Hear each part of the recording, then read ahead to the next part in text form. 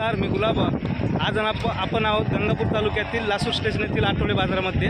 या ठिकाणी काही गोरक्षक आले होते.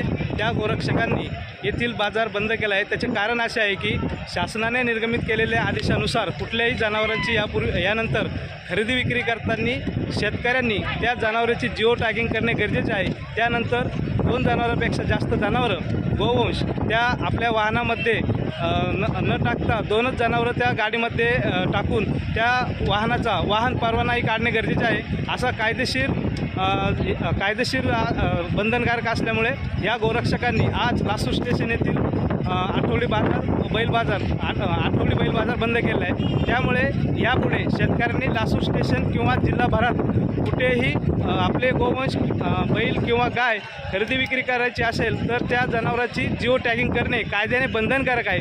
त्यामुळे शेतकऱ्यांनी आपल्या जनावरांची जिओ टॅगिंग करणे बंधनकारक आहे.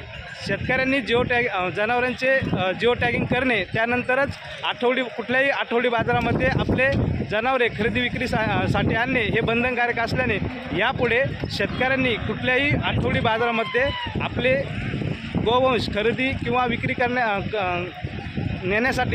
करण्यासाठी जिओ टॅगिंग करणे बंधनकारक आहे. तसेच वाहन परवानाही बंधनकारक आहे. त्यामुळे शेतकऱ्यांची काळजी घ्यावी.